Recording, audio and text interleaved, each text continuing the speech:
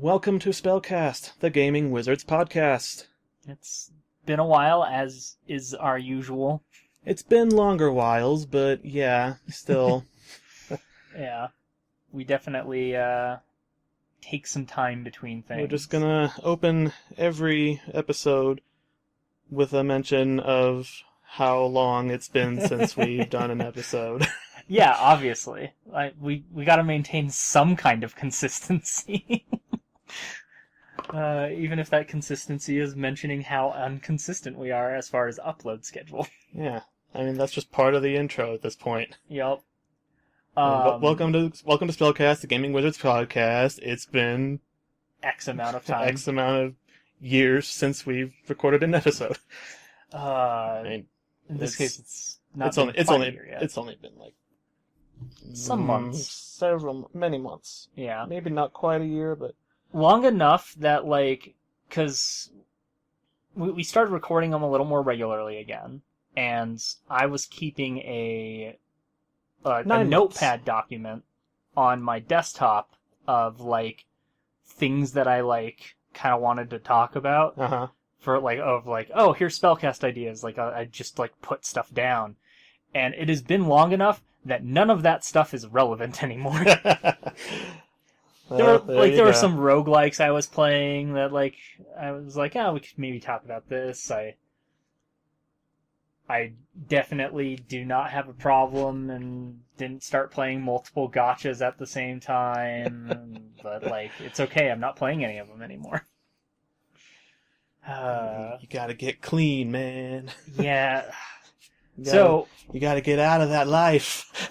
the Octopath Traveler mobile game, fairly solid RPG. Octopath Traveler's mechanics, they're very good.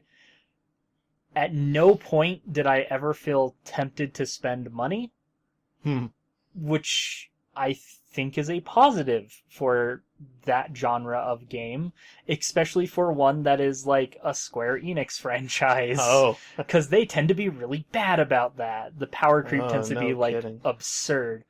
But I kind of fell off of it because Square Enix is just a mess. Yeah, for every Final Fantasy VII thing that they do, it's oh, here's our collection of NFTs, and we're putting AI shit into our games now. Yeah. Please spend more money on this game. It's God. No, just make more single-player RPGs, please. Stop trying to make us spend more money in games that we've already bought, and quit making free-to-play shit that's, really designed to prey on people with tendencies for that. See, and okay, I didn't get to the end game of Octopath, right? So for all I know, it does the power creep goes out of control, and you do have to put money and fish for those newly released characters. Mm-hmm. But at least from what I was experiencing, the story was good, and I basically only fell off of it because I was just kind of tired of reading stuff on my phone. Oh. I don't like reading stuff on screens, and so I just eventually it kind of wore me down. But I played through. You choose one of 3 prologues to start on, and then you have to play through the first section of that, and then you can kind of wander off and work on the other ones as well. I ended up just doing them one at a time, but the one I started on is actually the one I did last. But basically everything kind of breaks down to either a character is either power, wealth, or fame. And so there is a power, a wealth, and a fame prologue. And after you do each of those chapters, finish out those prologues and all their chapters and fight that respective boss, there's a final kind of connecting thing. And then, of course, after you finish that, the story keeps going because it's a mobile game. It has to keep doing stuff. But, you can play through those prologues and that, connecting chapter and get, a complete story and feel okay, I've reached an ending. I have played through a story. But the whole thing's set up as, a prequel to the first game. Oh. So you can Like, of course, you can get the characters from the first game as like in the gacha pools, and like characters you have like individual like little storylines you can do for them, and so like it's all stuff that's like pre the first game, so it's interesting. But I like Octopath's systems. I don't know how much you've played or interacted with that series of games, but I am aware that it is an RPG, and I'm aware that it is in like a pixel art sort of 3D kind of style that I thought looked really cool. Other than that, Yeah. I don't know anything about it. fair enough. I just saw screenshots and I think like a trailer or some video or something. I'm like, oh, that looks like a really cool, fun RPG kind of game. I would like to play that at some point, and I haven't still, but Yeah. I think it's like on my wish list. But yeah, I just haven't got around to it. Like other stuff keeps coming out where it's like, Yeah. I want to play that now, or I've been actually waiting for that one. Yeah, I've Or been there. this thing went on sale that I've been wanting to play, and now I can finally play it because it's like $10 instead of $70 or whatever. Yeah. God. Which was why I was able to finally play Dark Souls 3, because I didn't want to buy it at full price, and it never goes on sale, except for, like, when the planets align. Yeah. And they finally did on Steam, so I was like, cool, I'll play that one on Steam. Even though I played every other, like, Souls game on my PlayStation, but it's not that different. It's not like it's a current generation game with like the best graphics and all that, and it's gonna really put my system to the test or anything like that. Which, I mean, even more recent releases haven't been. I haven't had any trouble running anything like recently released because I have upgraded my PC over the years, so it's keeping up with current generation console hardware pretty nicely.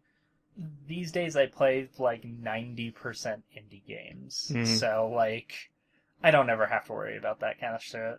Yeah, for the most part, same, but every once in a while there's like a reasonably intense graphic-wise game that I'm either unsure about, so I'll wait and see if I can get it on a console. But now everything's like PS5 and like new generation stuff that I don't have access to.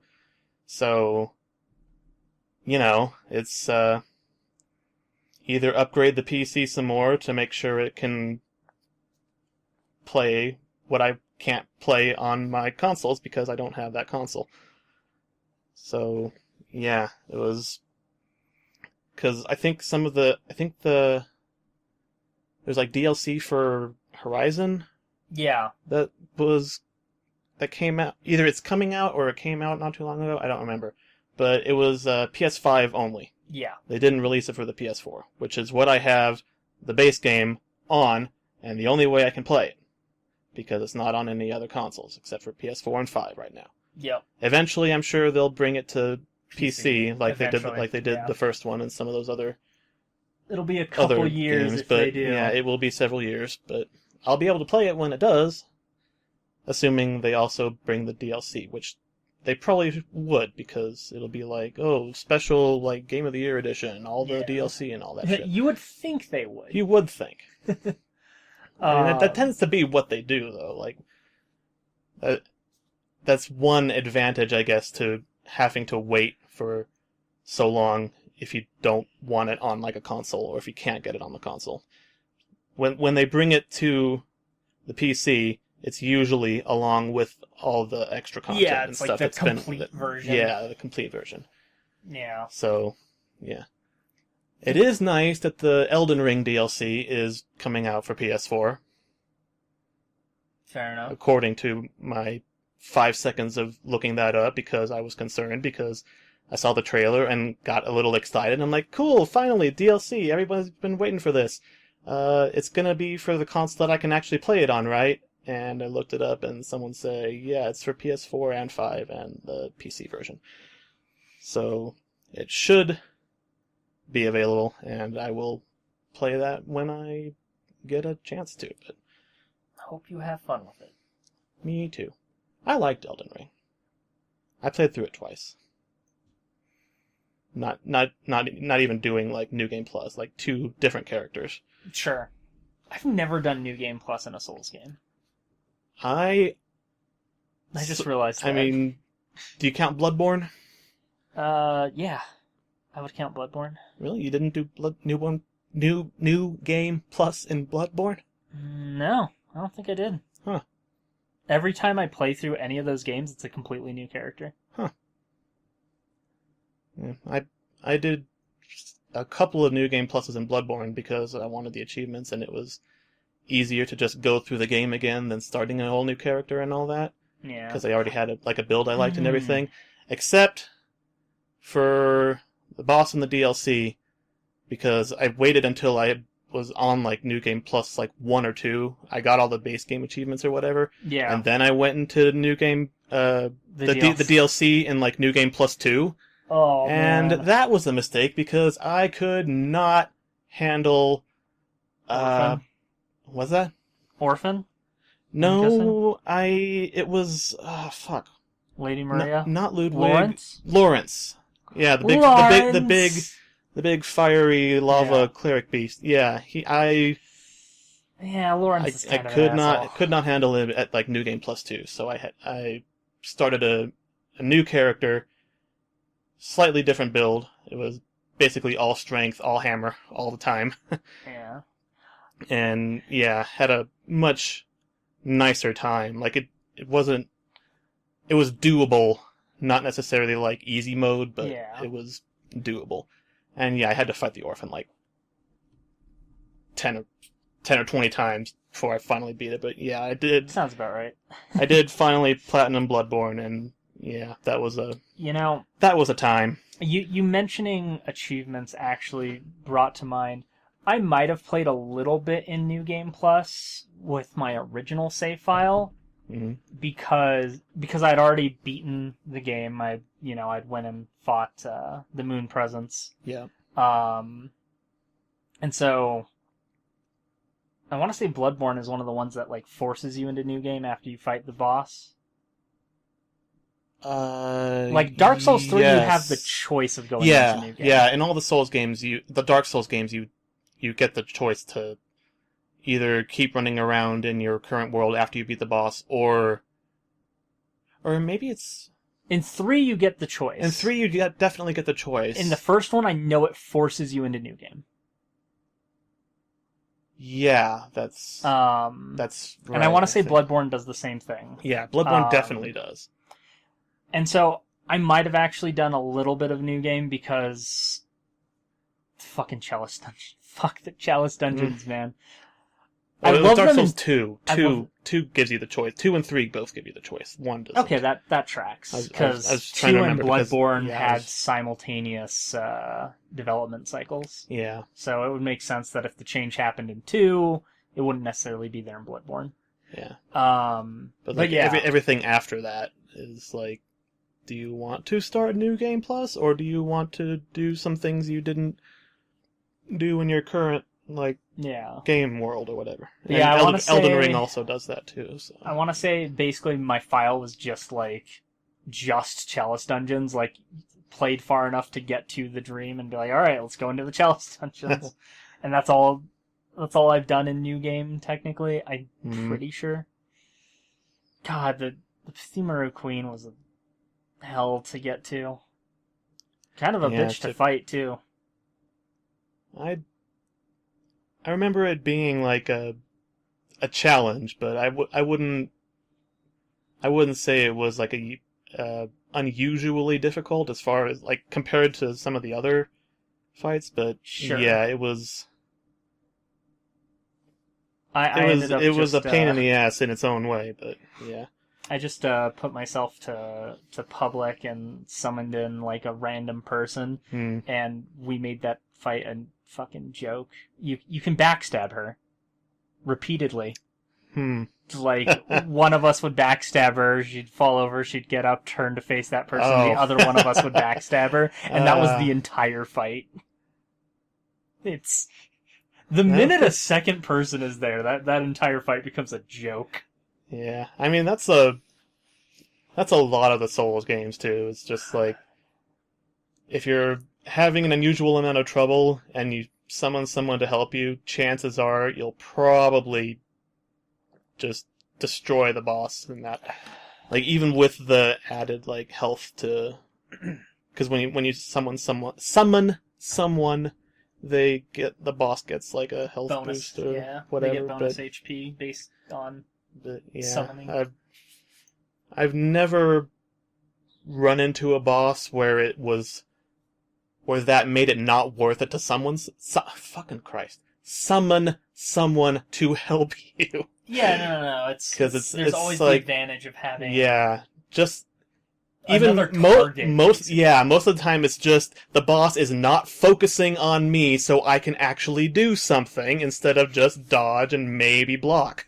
Yeah. So, yeah, that's Yeah, it gives you more chances to actually like get away and heal without losing any pressure. Yeah. Usually. So there are definitely a few fights that I would never do solo. What's his face? From 3, the fucking dragon in the DLC. Oh, yeah. Yeah. He's not a necessary fight. You can just skip him. Yeah, I had to like look up where you actually find how to actually get to him because I was like, I want to try that at least, and fuck that fight. Yeah, it was not. I didn't finish the DLC for 3. I finished the game and got both of the like endings because I did New Game Plus for like that one too. For like that was the first time I'd ever done it in a Dark Souls game. Because usually by the time I'm actually finished with a Dark Souls game, I'm like, I don't want to play this anymore. Which is valid. Yeah. But 3 I definitely liked a lot more. Like I wanted to play more after I finished it. So I was like, yeah, why not? I'll do New Game Plus and get the other ending, or one of the other endings. I'm not sure how many there actually are, but there's at least 4. Oh, 4. Like, without doing any DLC stuff. Yeah, I was like, I'll get one of the other endings, and yeah, it was like the one where you're like the undead, the ruler of like the undead or whatever, where you do all the stuff that actually brings in the Dark Souls mechanic of where you die, you become hollow, and because I did think that was a little bit strange. Like, when I was first playing through it, how it didn't have that mechanic anymore. Where it's like, instead of... Because in the other Dark Souls games, you die, you go hollow, and there's all these, like, penalties and punishments associated with it. Because it's like, you died, we're gonna make the game harder for you, so you'll die even more. Yeah, that's a good system. I did not particularly care for that, but I did like that in 3, it was less like that, because when you kindle yourself, you get like a boost, and then when you die, you lose that boost. It's not taking away anything that you already had. I was gonna say that the thing I like about the Ember system is like when you're unkindled, like you're at a bit of a disadvantage, but you don't feel like you're being punished, whereas when you use an Ember, you feel like you're giving yourself a bonus. Yeah. And you're putting that bonus at risk as opposed to anything else. Yeah, and that's how they did it in Elden Ring, too, because you have, like, when you beat one of the major bosses, you get their Great Rune, and it costs you an item. It's basically like the Humanity system. You get these rare items that you use it to activate the rune. Sure. And if you die, the rune's effect goes away, so the rune is like a bonus, like the one most people probably used most of the time, the one that I used, and didn't even bother with any of the other ones. It gives you like +5 to all of your stats. Seems good. So it's like the equivalent of getting like 30 free levels just for activating the rune. It's like, but then when you die, you lose that. So yeah, it's like that one ring. I think it's the Ring of Favor that just like gives you a bunch of stat boosts, and it's like, why would you ever not use this ring? Right, yeah. because it's so good. Because it's so many stat boosts. I don't even remember like what the other runes actually did. I know there was one that gives you like lifesteal. Like it makes it's kind of like how Bloodborne does the rally system. Sure. But it's not as good.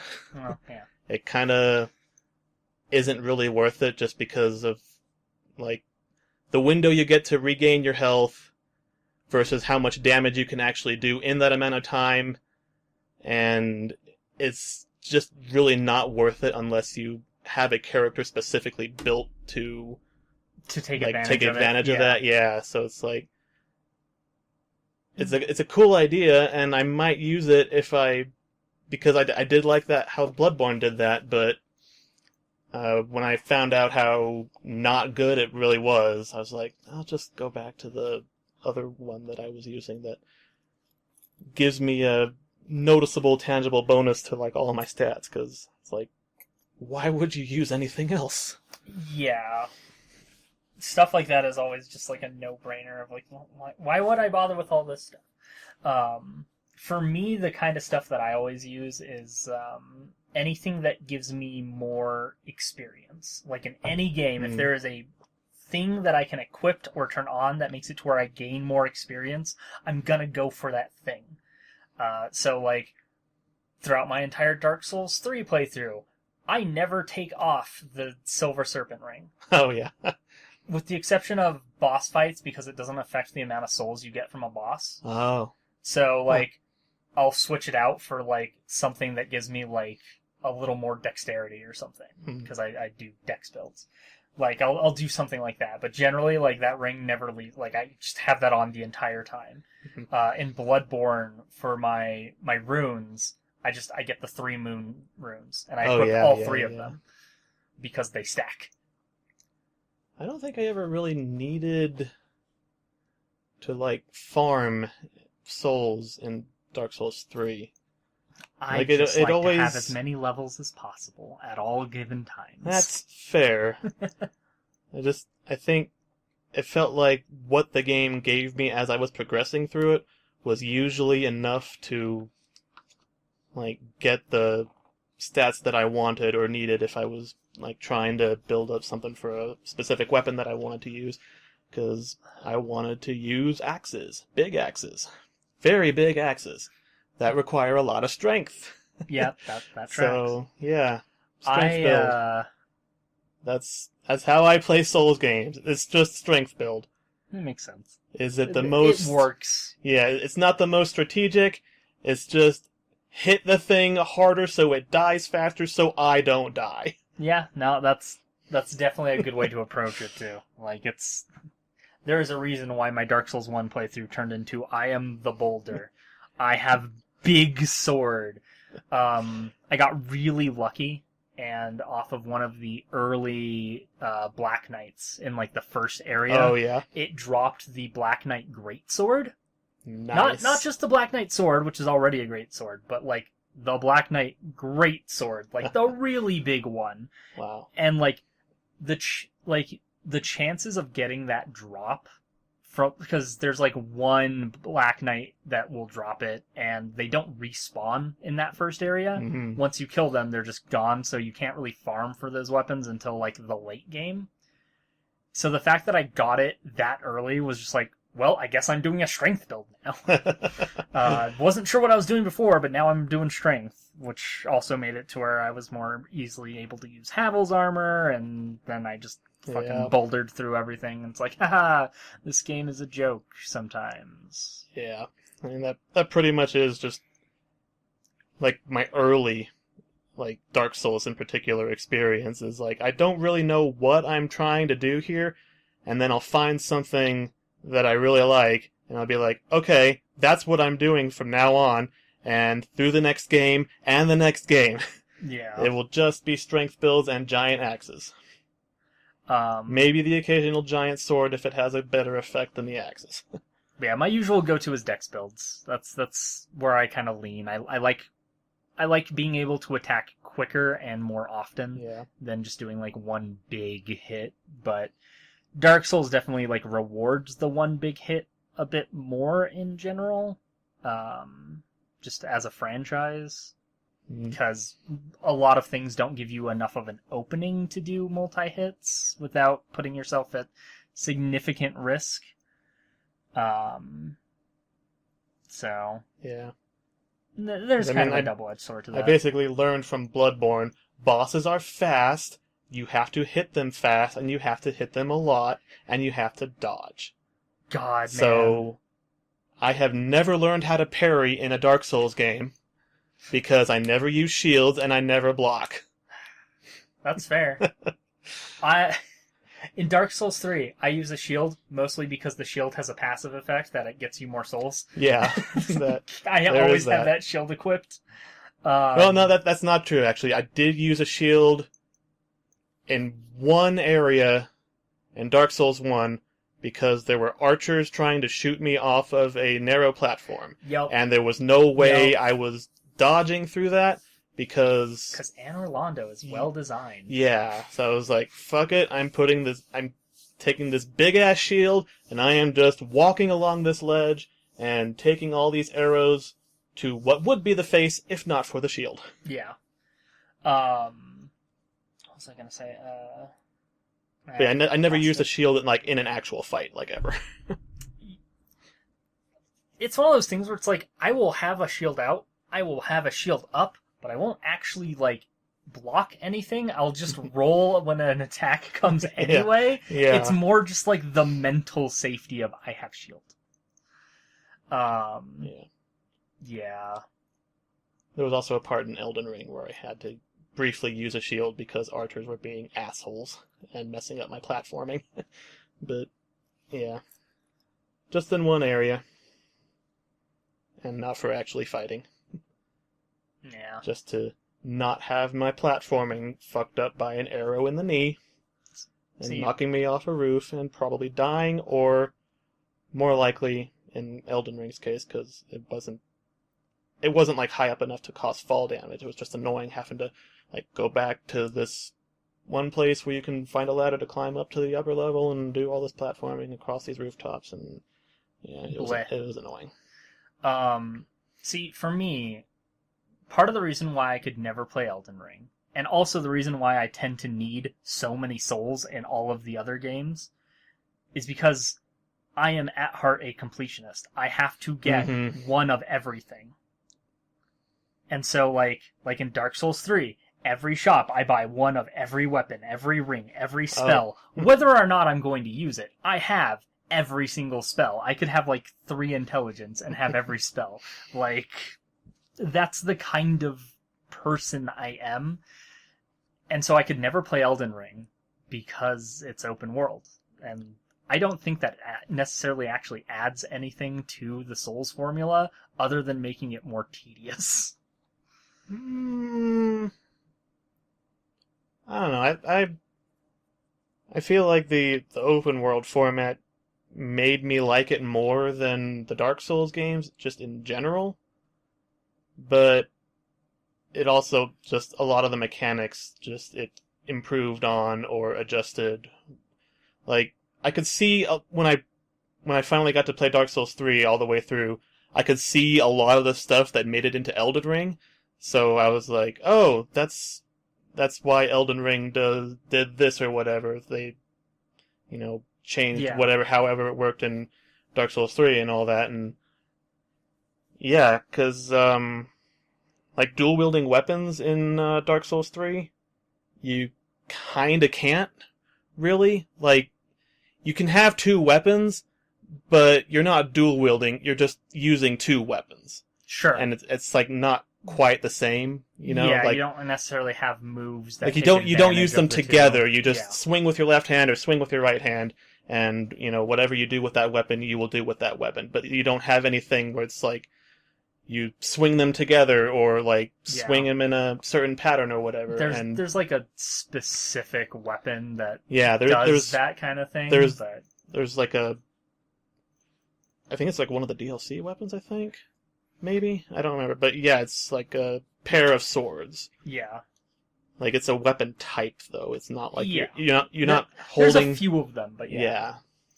Yeah, that's definitely one of them.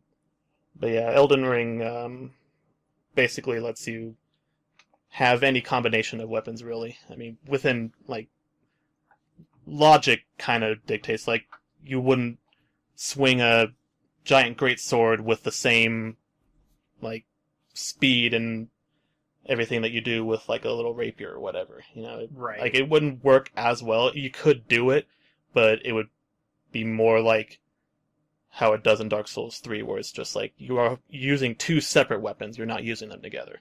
Right. But, like, you can have, like, two different katanas, but they're the same type, so you can do, like, combos and stuff with them, and Yeah. yeah. So, Which is cool. yeah, it was It's a neat system.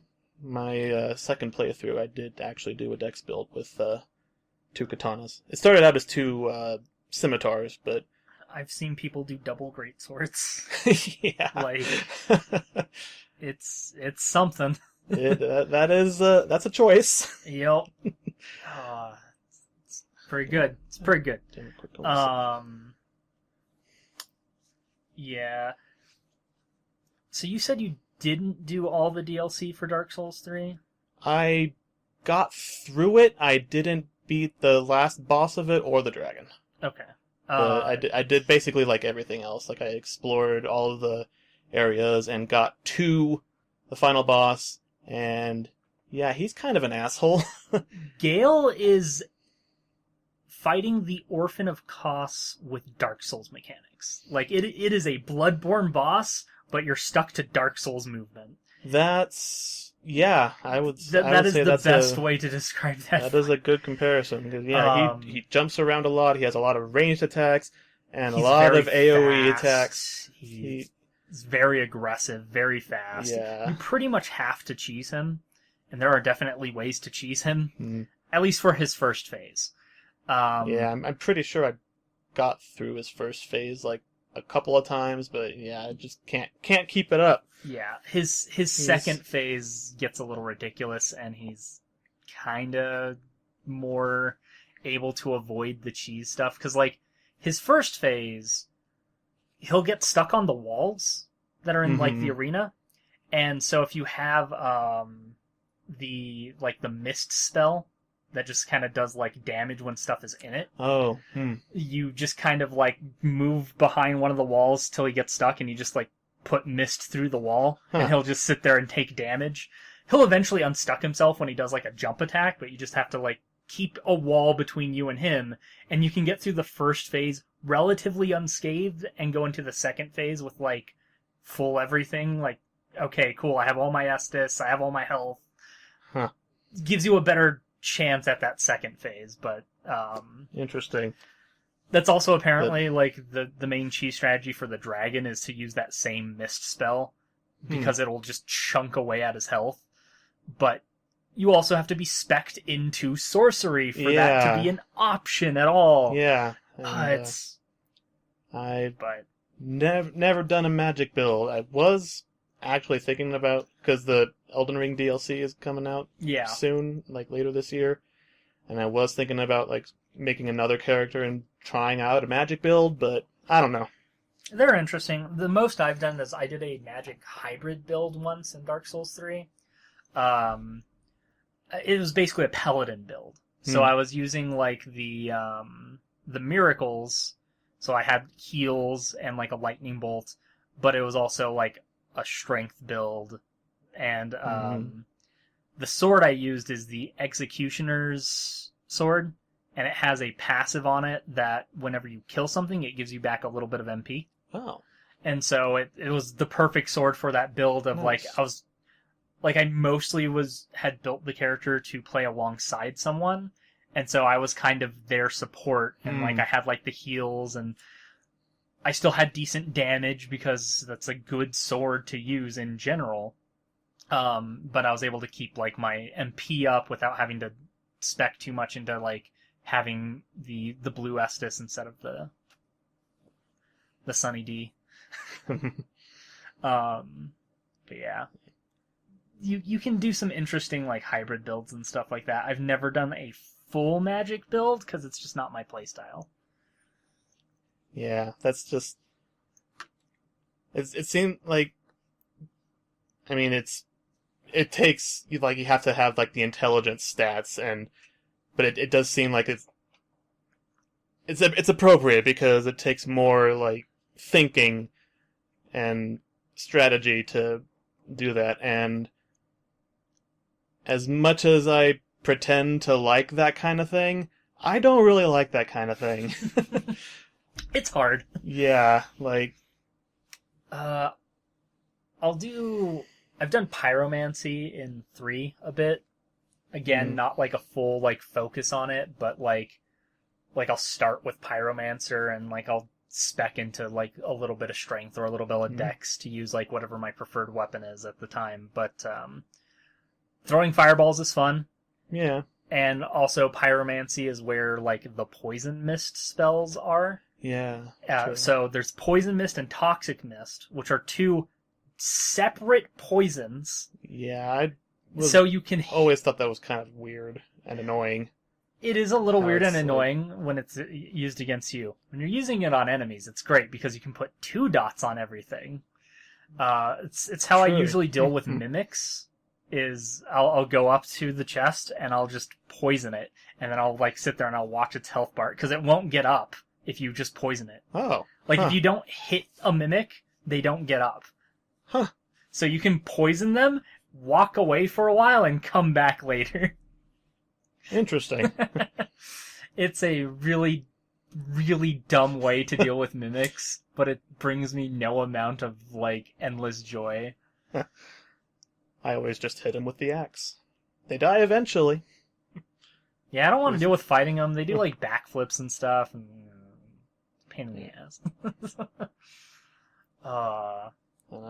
Maybe I just got too used to fighting fast stuff in Bloodborne that whenever something in Dark Souls is fast, I'm like, oh, you think you're fast. Faster.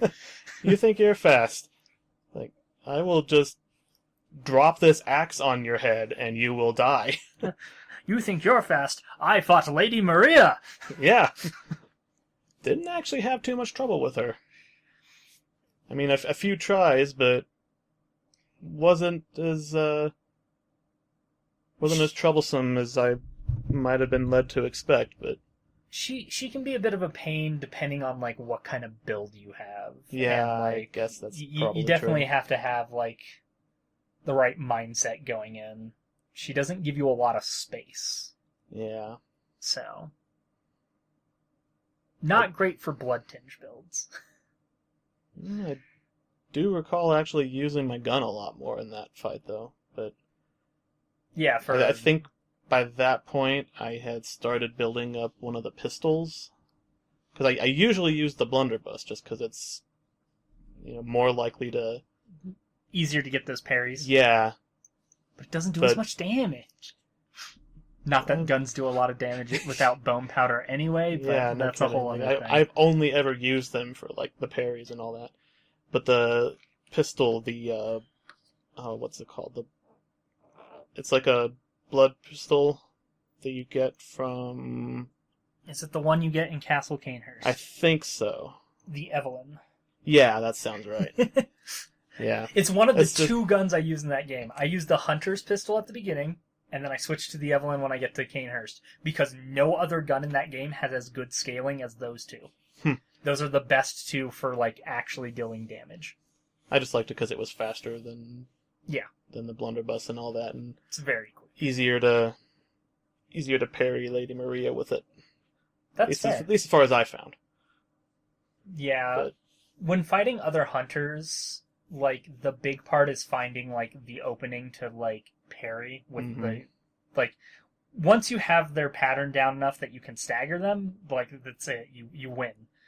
And that's how most people approach Bloodborne. And I'm sure I've told this story before, if I probably to you, if not on the SpellCast before, but probably we retell a lot of stories. Yeah.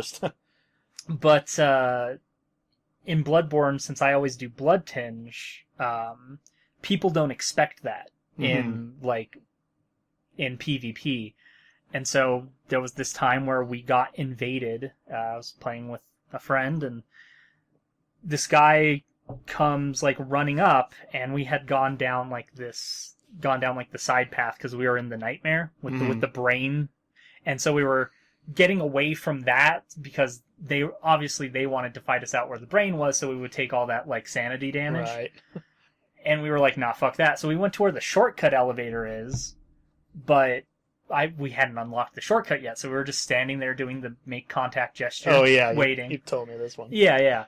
And he comes like walking up, and he gets a little closer, and like I have bone powder on my gun, and I shoot him once, and his health bar goes from like full to like 3% maybe. Like it almost one-shots him, and he freaks out, and like people don't expect the blood tinge build. But like bone marrow ash is expensive. It's like 7,000 like blood each. You can carry 10 of them, and it's one shot. Yeah. So like you got to make those count if you're going to use them in boss fights. But yeah, I've spent a lot of blood buying bone marrow ash. Oh god, it's so gratifying though to like shoot something with the gun and have it actually deal damage. I bet. But yeah, we had a good like duo pairing of like I was skill blood tinge and he was strength arcane. So he'd be up close with the moonlight greatsword and I'd be in the back with my gun, and if they came towards me, my melee weapon of choice was the Chikage, and which also scales off of blood tinge in its alternate, so like I was never at like any sort of disadvantage in melee either. So it's like, do you want to deal with the guy with the big sword that shoots laser beams up close, or do you want to deal with the guy with the really quick sword up close? But if you're far away from either of us, you either have sword beams or gun. Can't dodge both of us. Bloodborne was good times. Always at that point, just leave. Yeah. Just go away. Just quit.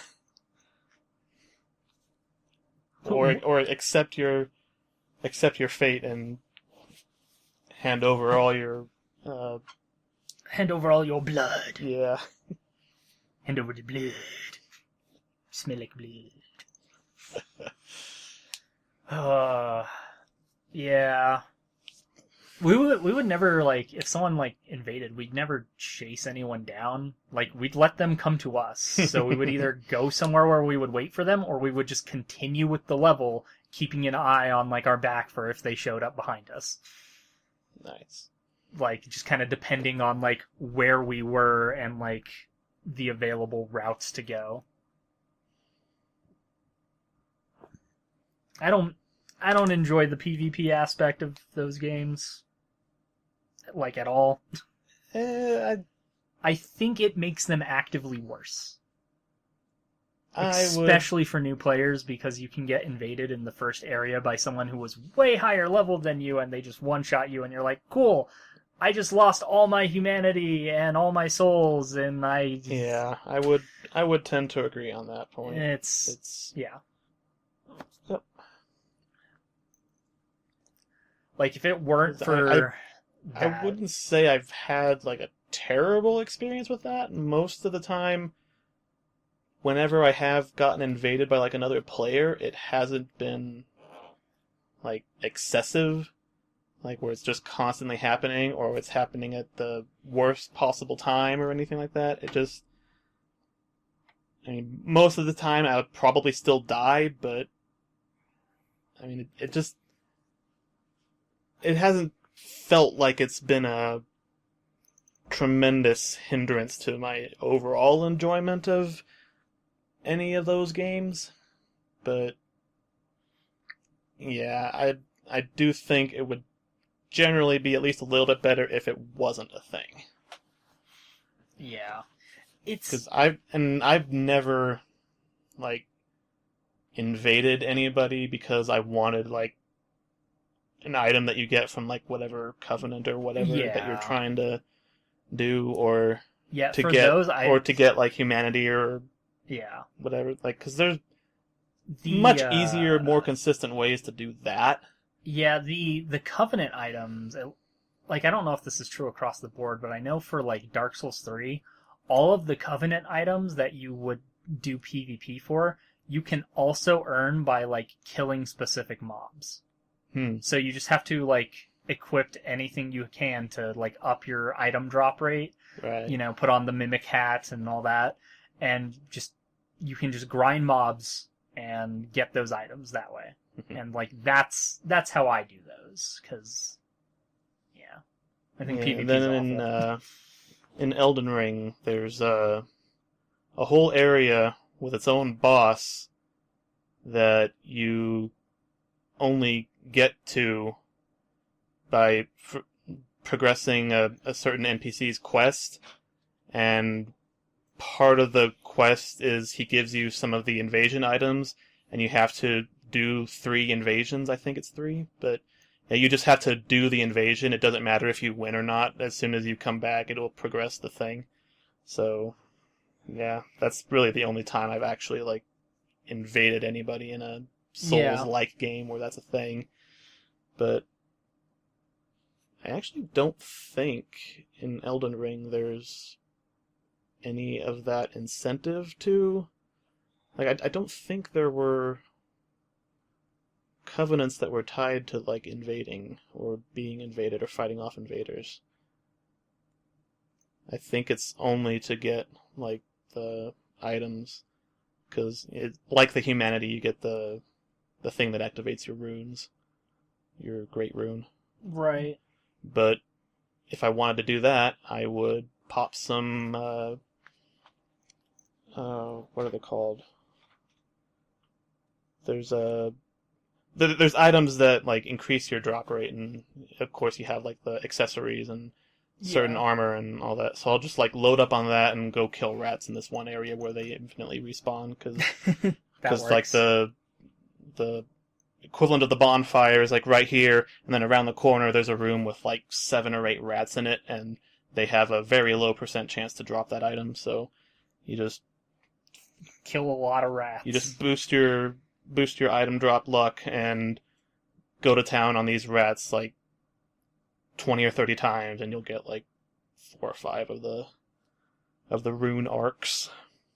Yeah, I think that's my other issue with like PvP in those games is dying is already a lot of a punishment, like especially in Dark Souls 1, right? Like Mm-hmm. when you are hollowed, you have lower stats, you have lower health, and like Yeah, it just makes everything harder.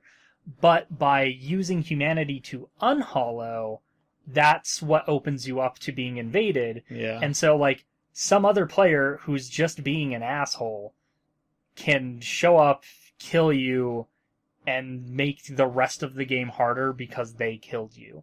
And like yeah, it's even worse in Dark Souls 1 because like you can it doesn't ever tell you this, but like you basically find this out by like, oh, but like you're not supposed to use your humanity items right away because then you lose your humanity with your souls. Like, yeah. but And you also don't get it back when you, even if you get your souls back, you still don't get that humanity back. You're the other just, thing too though is like your item drop rate is tied to your humanity. yeah, that's So true. like you want to have at least 10 humanity. And so there's this weird balance of trying to hold enough items so you can reactivate your humanity at the bonfire or like kindle a bonfire or whatever, while also not having too much actively on you so you don't lose it. Yeah, And adding the fact that like people will invade you and kill you and cause you to lose it just is like rubbing salt in the wound. yeah. Because Um, like when you like in your game world, you are aware of like where the enemies are, where the dangerous places are, so you can, be like, I don't want to go through here while I have like 20,000 souls and 11 humanity active right now, but you can't control when somebody invades you, yeah, other than by not being, uh, other than by being hollow. yeah. And at which point you're already putting yourself at like a disadvantage against the rest of the game world. Yeah, Yeah, it's just like a double feels bad system. like especially for the first game. Yeah, Like that was my first experience with Dark Souls 1, like I almost didn't go all the way through Undeadburg because of invaders specifically. Like I lost all my humanity before getting past like the first bonfire because of people who would invade me. And like the cheat protection on Dark Souls 1 wasn't great. Oh, I bet. Yeah. Like I'm sure they've gotten better about it now, but at least at the time, it wasn't great. Yeah, because when I first played it, like fully actually played it and didn't just rage quit at like the second boss or whatever, it was the remastered version on the PS4. So whatever fixes and patches and adjustments have been made since the game was first launched are already in place, so I didn't have to worry too much about people doing that. Yeah. And I didn't even really get invaded all that much, even while I was human, which I was for the most part, because I did tend to keep at least one on me, just because I don't like how my character looks when they're fucking hollowed. Yeah. I made a character, and you make them look like a fucking horrible corpse skeleton. And why did I go through all that effort in character creation? Yeah, exactly. I mean, part of it, too, is, like, less people are going to be playing the earlier games, And I know, like, just before Elden Ring's release, there was this huge, like... It was actually something that someone had been trying to tell them about for a very long time, but there's this huge exploit, basically, in the way that the games connected to each other. And they had to turn off multiplayer servers for like a year while they were trying to fix that. Like they just shut everything down and like you couldn't connect with other people. Because it was like an actual security vulnerability, wasn't it? Like somebody could hack your computer through the game or something. Yeah, basically. Like if you're playing on PC. The guy who found it was like tried to tell FromSoft about it, and they just kind of kept ignoring him. So he went into someone who was like a big streamer that has like thousands of viewers, and during his stream, while he was streaming the game, invaded the guy and then took control of his computer. Oh shit. And like that's how they got attention on the exploit. Wow. And got like FromSoft to actually like acknowledge and do something about it. God damn. Like they just like live hacked into this person's computer. It was gotta love that that was found by a white hat as opposed to someone who actively wanted to do something malicious, right? Yeah, no kidding. Kind of makes you wonder, like, what else is out there that somebody stumbled upon and isn't as altruistic as somebody else might want to be, and like, I can use this to help me and hurt other people. Yeah, it was, I mean, the only reason shit like that gets fixed is because somebody tells people who can fix it about it, and they, eventually hopefully do something about it. Yeah.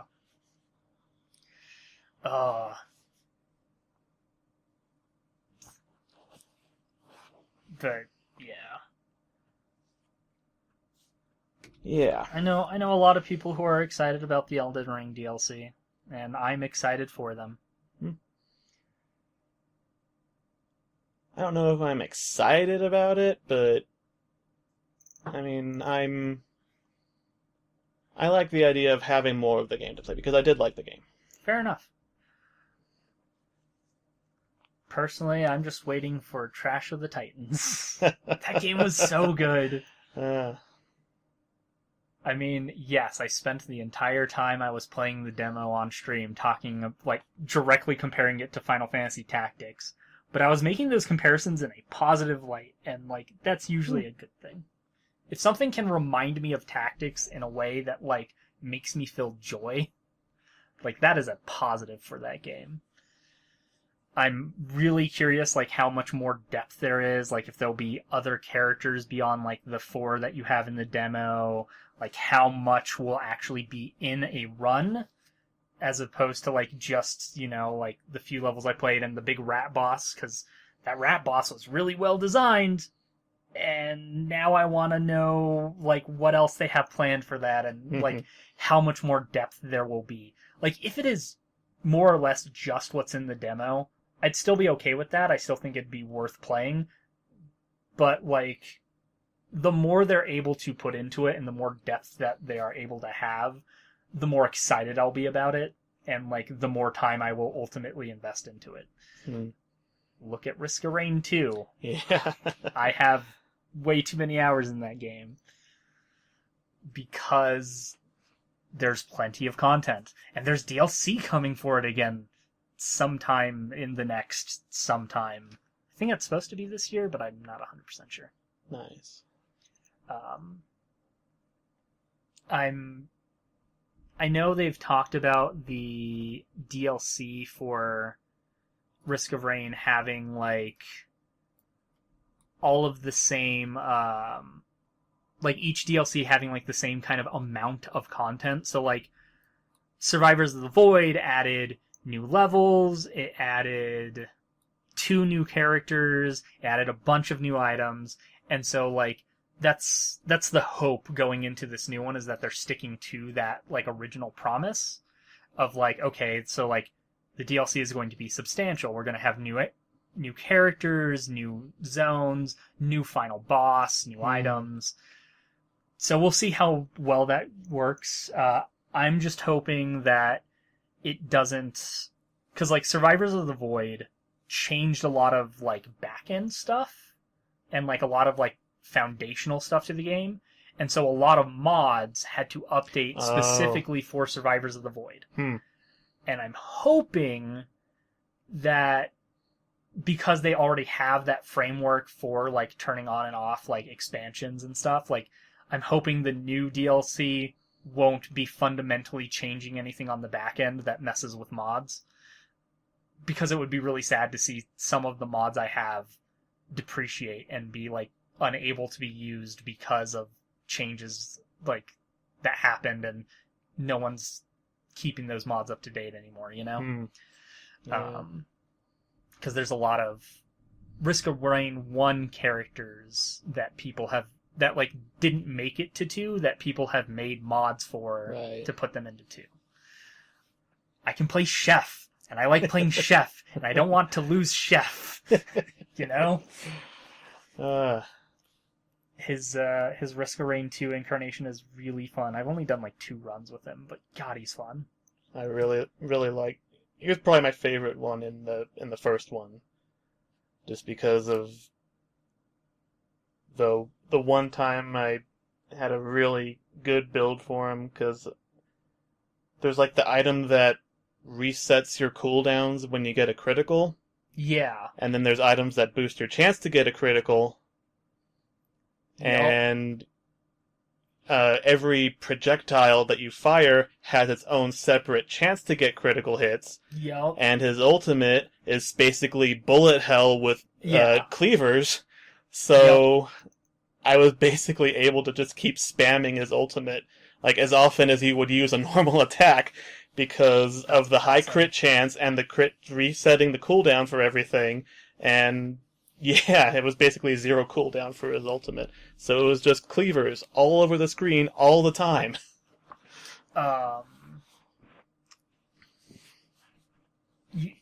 There is so in Risk of Rain Returns, the remake of 1 they did, they added these things that are like they're what are they called? They're the Providence Trials, I think. Mm-hmm. And so it's basically how you unlock like alternate skills for all the characters, is by doing the Providence Trials. And there's one with Chef where you have like it's like a minute maybe, like it's like a really short time frame, and you have to get from like one end of the map to the other, and you have to hit like a certain number of targets before you hit the finish line. And there's these targets all over the place, and there are like little floating like pickups that reset the cooldown on your ultimate.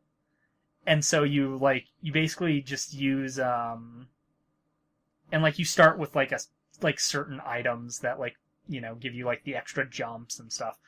But basically you use his like his little like dash that does like the oil. Mm-hmm. Like you use that, and in conjunction with like the ultimate to do like the super one, and like after you've kind of launched yourself, you just start like trying to spam out the like AoE of cleavers to try to hit as many targets as you can. Oh, nice. Like getting that one down to like, because you have to move so fast across the screen, so like there is a bit of like trying to process stuff as quickly as it's coming at you. Mm-hmm.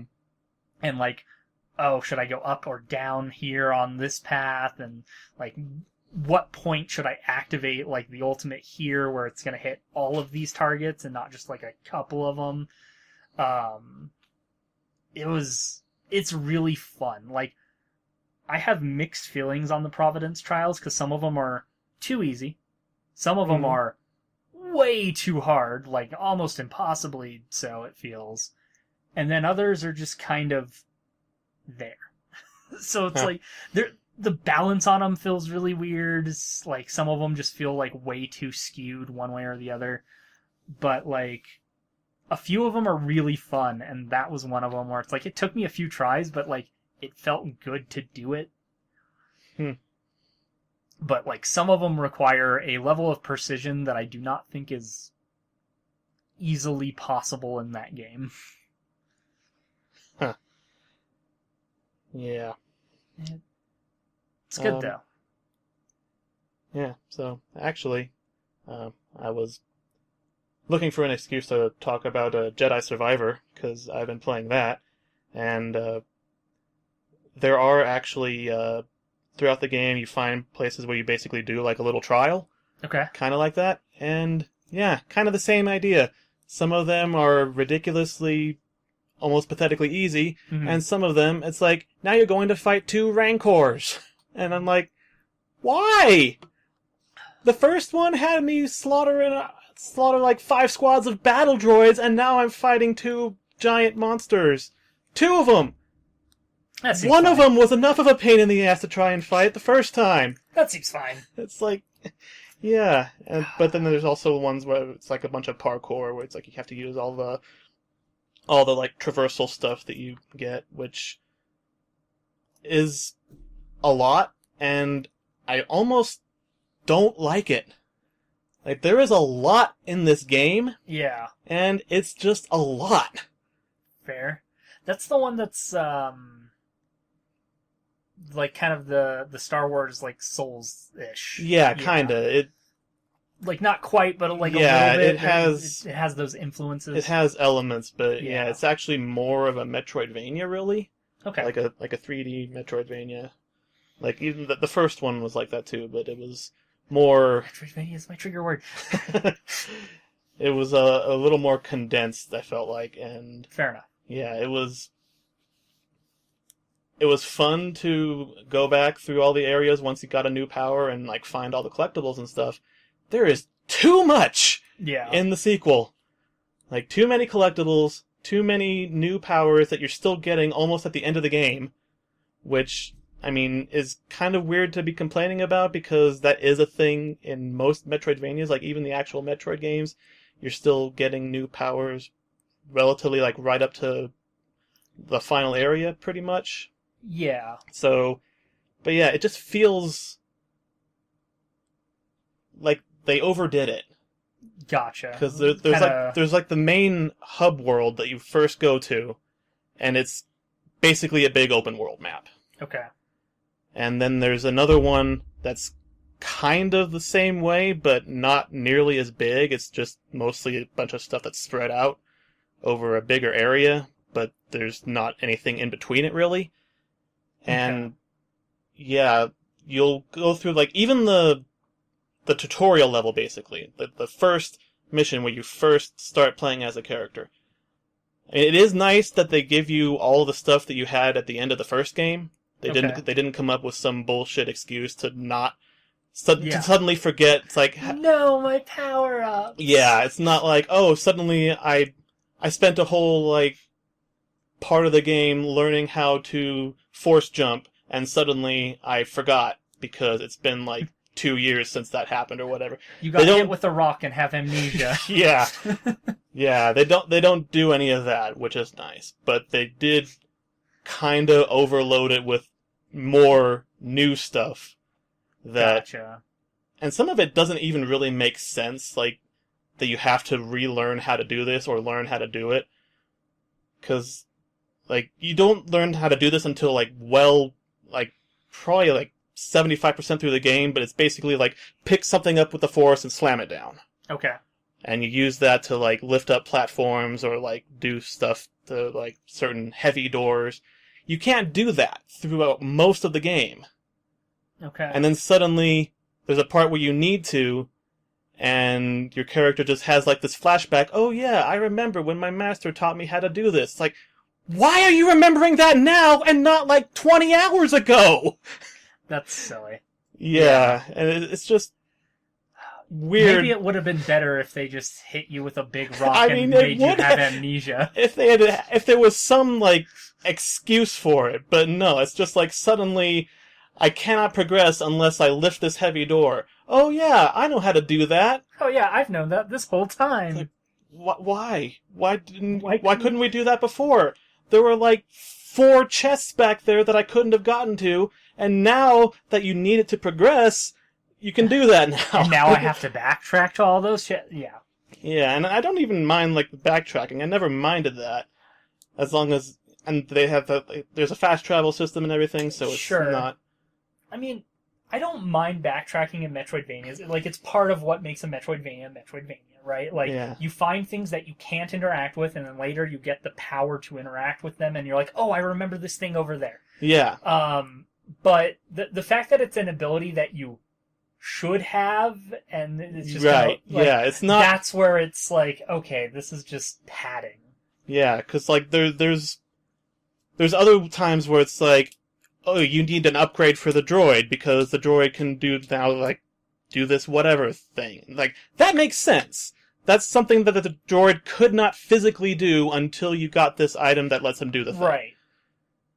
Or, you have like this magic thing that lets you phase through green energy fields or whatever that you couldn't do before. Like, you need an item to actually do that. It's not... And in the first game, there was a lot more of that, like, suddenly having to remember how to do that. But that made sense, because he's a Jedi, he was a Padawan when Order 66 happened, and he barely escaped with his life after his master sacrificed himself, so he's kind of fucking traumatized. Sure. And has a lot of negative associations with all the stuff that Jedi do, so, like, don't use the Force for, like, 10 years, and, it made sense that you would have to relearn that as part of his, like, character arc and all that. But, yeah, it just... I don't know, it seemed really dumb. Yeah, it seems like for that to be, like, such a late game thing. Like, I could forgive it if it was something that you got earlier in the game. Sure. But, like, close to the end of the game, it's like, now you're just suddenly remembering that you can lift heavy things with the Force. It makes me think of Metroid Other M. And, like... Oh, how you have to have, like, you have to authorization get to use authorization and clearance to use it. And, like, okay, for power bombs, this makes sense. They are, like, the most destructive force, like, basically in the galaxy. Like, power bombs are way too powerful for, like, someone to just be casually dropping. Yeah. But the Varia suit, why? Why can you not use your Varia suit? You have to run through an area, like, running from, like, a boss, basically, where your health is constantly draining, so you have to, like, do all this platforming, like, perfectly, so that, like, you don't, like, fall in lava and lose all your health. And then when you get to, like, the actual arena where you're gonna fight the boss, it's like, oh, yeah, by the way, you can turn on your various suits. Like, why can't I just have that on all the time? It's not like the various suit is... It's not a super missile. It's not a power bomb. This is just a thing that lets you survive. It's so dumb. It's one of those things where it's like, I understand why Metroid Other M gets all the hate it does because of moments like that are just... Yeah. They're really dumb, it doesn't feel in character for Samus. Yeah, it's dumb from a gameplay standpoint, and it's really dumb from a storytelling, character development standpoint. Yeah. There's a lot there of is issues. no universe in which it makes sense for this to happen the way it does. But, yeah. There's a lot of issues with that game, but yeah. That said, the gameplay is not bad. The gameplay itself is fairly solid. Team Ninja knows how to make a good action game. They don't know how to write a female character, but they know how to make a good action game. Yeah, that's fair. But yeah, the other thing I kind of haven't liked so far about Jedi Survivor, it feels like it's way longer than it needs to be, but I also don't know if that's just from me trying to, not even necessarily, be completionist about it and do everything and find everything, but, I don't know how much of that I'm trying to do is extending the length of the game, because it's you have your main objective, but you could also go out and explore this world with all the 2 or 3 new things you found since the last time you went out there, and then, you go through, you lift up this heavy door and you teleport through the green force field and do the electric shock thing from your droid to open this door, and it's now there's one more thing that you can't get through. You need another power to get through this thing. And it's fucking... Why would I... If I had known that it was going to be like this, I would have just speedrun through all the main objectives of the game and then come back and looked for collectibles. But at that point, it's why do I want these collectibles now? Because I've already beat most of the game, so... Right. It's I'm already doing fine. At that point, you're just going back for collectibles for completionist's sake. Yeah. As opposed to upgrade yourself. And there are a lot of them, and a lot of them are really kind of pointless. It's you can find hairstyles and facial hairstyles for your character, in a chest that's, at the bottom of an ocean. It's That's silly? That's silly. That's silly. It's... Finding a hairstyle at the bottom of the ocean in a chest is silly. Yeah. That makes sense in something like Fable, because Fable is a silly game. Mm-hmm. I feel like that's a bit of a tonal disconnect with something like Jedi Survivor. Yeah, it's just stuff like that, and it just feels like the pacing at which you find the traversal abilities and the way it dangles these out of reach collectibles in front of you that you can't get until you find those traversal abilities, it just seems a little mismatched. It's trying to... It does more telling you that you will eventually be able to get this than it does encouraging you to actually get it. I guess, if that makes sense. I think I kind of get what you mean. Yeah, it feels overloaded.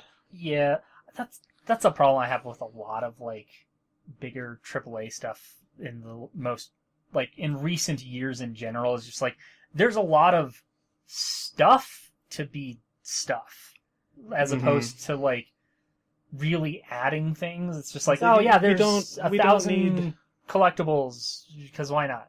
You don't need all of this. You can just make the main game and then add a few things on top of that.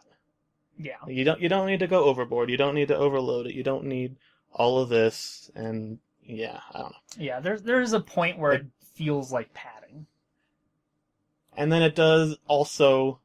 I still haven't actually finished it, so I don't know how long I have to go. It feels like I should be at the end, but it also felt like I should have been at the end a full chapter ago. It does that kind of thing, where it's Gotcha. You think you're at or near the end, but it's oh no, this other thing is happening now that you have to deal with, and it's completely unrelated to the main thing that was going on before. Oh no, what a twist. Yeah, so it's because you kill the bad guy, the main antagonist, who you don't even meet until a good few hours into the game anyway. Mm-hmm. But you go through most of the story understanding that he is the character that you are trying to stop from doing a bad thing, and you have to get his MacGuffin to stop him from doing whatever he's gonna do.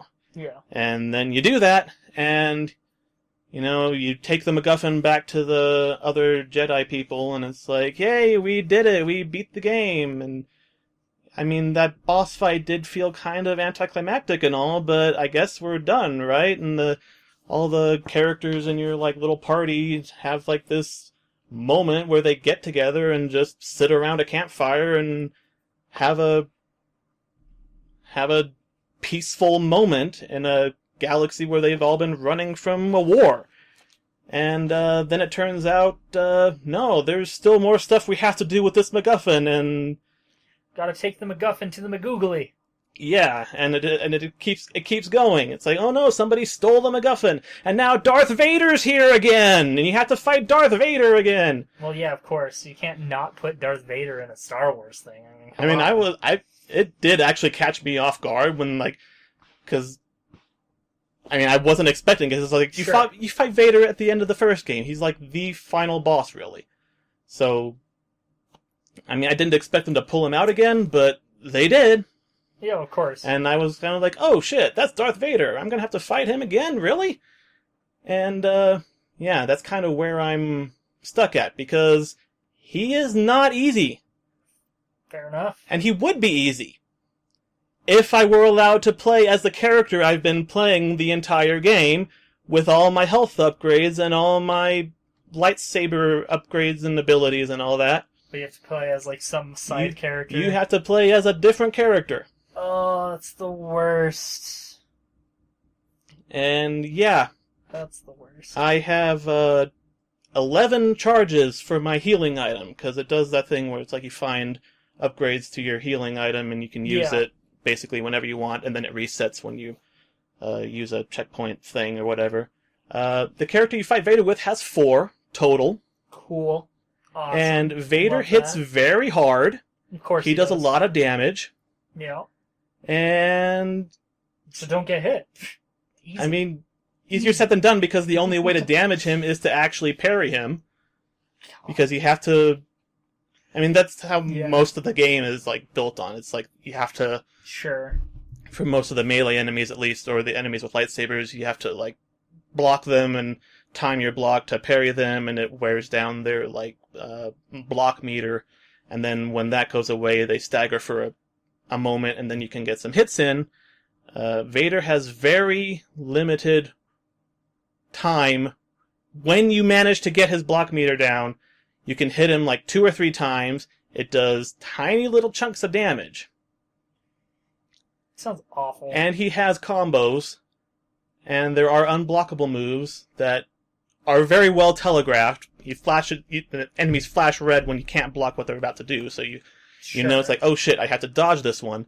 He will frequently end his regular combos that you're trying to parry with an unblockable one that you have to dodge, and then he'll go straight into another combo before you have time to get to figure out what's going on. He just doesn't let up. He's too aggressive, which makes sense. Sure. But I feel like this wouldn't be nearly as difficult if I was playing as the character I spent the last 30 hours of this fucking game actually building. Right. No, that makes sense. It's the only way they can make Vader the imposing, powerful, evil Dark Lord of the Sith that his reputation suggests is to not let you fight him as the character, OP, as your own character. Yeah. No, you have to be this other character who is... this way we can account for your power level and make it a real fight and a real struggle, as opposed to if you grind a bunch and you're overpowering him. Yeah, and just basically that. It's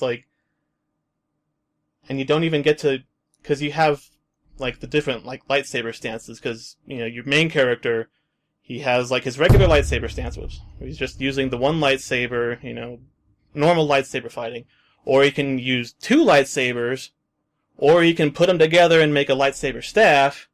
And then you also find an upgrade that makes it a crossguard lightsaber, which completely somehow changes the way you use a lightsaber and makes it more like an actual broadsword, which is All actually right. really cool. I actually used that for most of the game whenever I was fighting like a melee enemy, Sure. because like it has stronger blocking and it does more damage when you hit things. So it's just slower and has a lot of more wind up. But yeah, I really like that lightsaber style, and it doesn't let you use anything other than the regular lightsaber stance for the fight with Vader, because the character you're fighting Vader as doesn't know those lightsaber styles. Sure. They only know how to use a one-bladed lightsaber the regular way. They only know how to be a basic bitch. Yeah, basically. Oh, that sounds frustrating. Like that's It is. I'm that's the tempted kind of thing to that like just drives me nuts in games. I'm tempted those to kind of turn the moments. difficulty down to like easy just for that fight, because Just to get through it and be like, yeah, all right. it really seems unfair. And I know it's supposed to be because it's Darth fucking Vader, and you know your character does not kill him, obviously. Sure. You obviously knew, even when you escape from him, you don't even beat him at the end of the first game, you escape from him. Sure. The only way to win a fight with Vader is to survive it. And the only way to survive it is to not be anywhere fucking near him. Right. If you're a Jedi character who does not appear in the later trilogy, that is. Yeah. Because, I mean, anybody who shows up in this prequel content, if you see them in a later movie, you know they're going to be okay, so it kind of... I mean, that's always a thing with prequels in general, too. It's like, Sure. oh, I know this character is in a later installment, so I don't have to be worried that they might die here, or do something that changes who they are in the future or whatever, you know? It's just Yeah. like... There's no tension, really. Yeah, I get that. It's... And then you get the kind of the opposite, where it's like, oh, you weren't in the later movies, you're probably going to die. Yeah, I would say there's like a weird balance that you have to strike of like... Because you can have characters that just weren't around for the later stuff, and they're still alive. But depending on how much weight and importance you put on a character in a prequel thing, like if they interact with a lot of the characters that are from like the later content, like that ups the likelihood that, oh, they probably died, because they are constantly, like, if you had someone that was like constantly hanging out with Han Solo and like they were like best friends and they're always hanging out together and doing stuff, like, okay, you know he's not making it. Yeah. Like, he wasn't there later, so you know he's not gonna make it. So like there's like a balance you have to strike, and that can be hard with prequel stuff. Yeah. It's definitely doable, but... Yeah. I mean, it's especially in Star Wars, probably, because, I mean, it's like, it's a whole galaxy, and there are possible explanations for why you don't see this character later. It could just be that they're not in the same area of the galaxy as what's going on right now, so... And maybe they could show up, you know, later on, if the story... people in charge of the story decide, like, yeah, let's bring this character into, like, the live-action stuff or whatever. Which I think they were talking about doing with the main character from the Jedi Survivor and Jedi Fallen Order. But I don't know if that was just, like, a rumor, or if, like, the actor who was playing them was like, yeah, I'd do that if they want me to, or whatever, but... Sure. Yeah. It's always hard to say with that kind of stuff. Yeah, You always have to dig a little bit. Unless they end up killing him off at the end of the game, which is a distinct possibility, because... Could still happen. Yeah, could happen. But, yeah. It's, I like it for the most part, but I have complaints. That's fair. That's fair. Yeah. I don't think the first game had fast travel. And so I really do like that they added it in the second one. Because that was a really annoying thing in the first one. Because, you know, trying to get collectibles, there's a lot of backtracking, which would be made a lot easier if there were fast travel points. And there weren't, because I wouldn't have complained about it if there were, so... Or if there were, they weren't very, like, useful, maybe. I don't know. I just remember there was one point where I was doing my, like, end of the game, go get all the collectible things, and there's this one area where it's, like, at the end of it, so you have to go through all of this stuff to get to this one area, and then there's a slide, a one-way slide, that takes you all the way out of this area, and you basically have to do this whole big loop around to get back up to where you're trying to go. And I glitched through the floor onto that slide that took me all the way out of that area that I was trying to get to find, like, one collectible that I had missed my first time going through that area. And I was just like, God fucking damn it, that's annoying. Why can't we go back to the And it would be a lot less annoying if there were fast travel points. Yeah, no, that's fair. Why can't we go back to the good old days where clipping through the floor was a fun thing that you could do to take advantage of stuff? I mean, you still can in most games. Like, chances are, if it's a 3D game, somebody will find a way to clip through things. That's true. Leave it to the speedrunners. Yeah, speedrunners are crazy people. As far as actual, like, glitches, though, not really any major game-breaking things to speak of in Jedi Survivor so far. That's good. Like, I think I had... Because you can ride certain animals as, like, mounts to traverse some of the more, like, the bigger areas. I think one of mine clipped through the floor after I jumped off of it. Because after I did that, the game gave me an achievement for it. So I guess the achievement is to, like, jump off of your mount when you're, like, over a cliff or something. Like a Mario off a Yoshi kind of deal. Right. I think that's what the achievement is for, but it gave it to me because the thing clipped through the floor and went into the void. I think is what happened. Because there were no cliffs or anything when I did that. I was, like, going toward a cave entrance, and I jumped off of it to just get to it a little bit faster, and then suddenly the achievement popped, and I'm like, what? So funny. And I looked around for the thing I was riding on, and it wasn't anywhere to be seen, so I'm like, okay, I think it just glitched through the world, and that counts as, counts as the achievement for it. Yeah. Like what it was actually worded. I think one of my favorite, like... Yeah, the achievement is, they're probably fine. Drop your mount into the great unknown. Clearly, right? Dropping them into the great unknown means dropping them into the void beneath the stage. Clearly. I mean, it doesn't get any more greatly unknown than the void beneath the game world.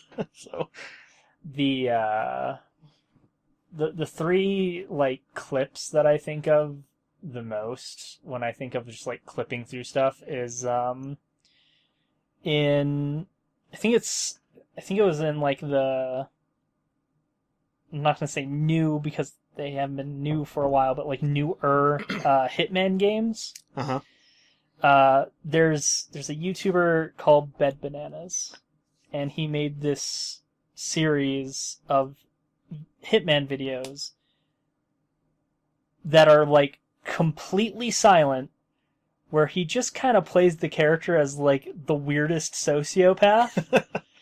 And so in the first one, he keeps, like, taking out these people and then dragging their bodies into this bathroom. And so, like, he'll be, like, standing there in the bathroom and, like, he just, like, turns on all the faucets and, like, someone will open the door and be like, what's going on in here? And then, like, it just does a quick cut to, like, their body, like, behind him in the bathroom. And so, like, this keeps happening where it just does a quick cut and, like, eventually there's this, like, pile of bodies. Like, it is swimming through bodies. Like, when he's crouched, he, like, disappears into all the bodies. And he piles so many bodies that the game, like, kind of freaks out and, like, glitches out, and it, like, puts him outside of the level. and he just kind of walks off, and then he falls through the floor. Wow. Like, he walks off into the area that is, like, outside of the gate of the house that you're in, and he just, like, falls through the floor, and, like, that's like, where the video ends. Wow. Those videos are so funny, just purely on editing and, like, comedic timing. Like, not a single word, it's all just editing, and it's really good. Yeah, So, it's like, it's one of my I think favorites. Achievement Hunter did a video in one of the Hitman games, one of the newer ones, where they basically just they set up like one of the electrocuted puddle things that you can do. Like sometimes you can set up you can damage a electrical device and like put its cord on a puddle of water and it'll electrocute whoever steps on it. And they did that, and they kept luring people over to it, and it was just killing like everybody in like the whole stage, and they just had this whole like area full of like dead people because they got electrocuted. And then somebody would see the body over there and they're like, oh no, I should investigate that, and then they go to check it out and then they get electrocuted, and it just keeps going on. Very nice. Those games. I should play that game again. I think I have the first one on like Epic because it was like free or something. I played like the old school ones, like from the PS2 era, like a little bit. I never got super into the series, but I do remember playing like a bit of it.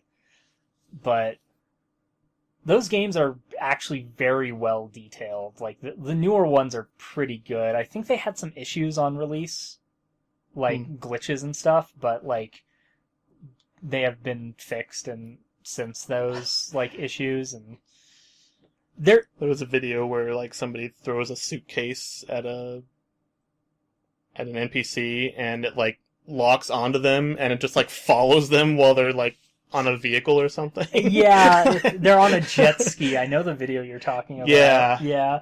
Like it locks. Like they kind of throw it like they like kind of lock on and they throw it like at an angle, like to the side, and so like it kind of like whips around and then it starts chasing the person on the fucking. Yeah. Like, I don't think that's supposed to happen. But like, if you just casually follow NPCs around in that game, like they have routines. They have like a whole set of things they do. Like it is kind of a living world in a weird way of like things are set to happen at certain times and NPCs will go do these things. So they are very interesting sandboxes because of that fact alone. Yeah. But yeah.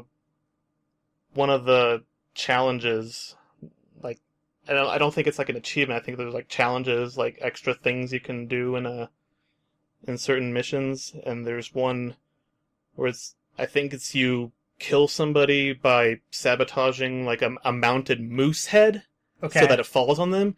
And the name of that challenge is A Room with a Moose. Hell yeah, that's great. I love that. I love that. Good reference. It was something like that. Like something about like killing somebody with like a mounted moose head or whatever. But yeah. That's pretty good. I love references. They're fun. You can definitely overdo it.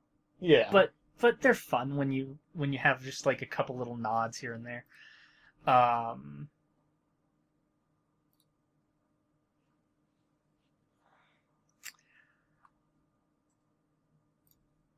So, before I go into another tangent, because I definitely could go into another tangent here, how much longer do we want this episode to be? Good question. Do we want to end this soon before we go into another tangent? And end up with a 2-hour spellcast, which wouldn't be out of the norm. But... oh, excuse me.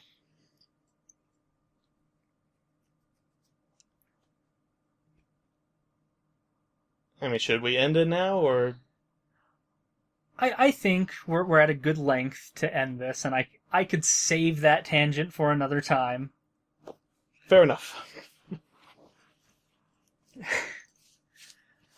So yeah, let's go ahead and end this here. That way we don't go like super long. We already go kind of long on these podcasts, and Yeah.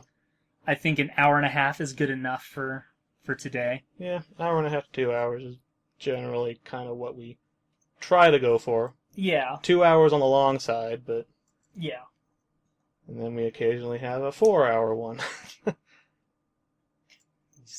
Conversation just keeps rolling sometimes. Yeah. And then it takes forever to render and upload, but... Yeah. Actually, that shouldn't happen anymore, because I have some new video software that will Hell yeah. stop things from stop 30-minute videos from being like 12 gigabytes. Hell yeah. Alright. Well, that has been SpellCast, the Gaming Wizards podcast. Thank you for listening. Yeah. Well, see you next time, whenever that is. Probably in another 6 months or so. See you in a few months. Or maybe we'll surprise you and see you in a couple weeks. Who knows? We certainly fucking don't.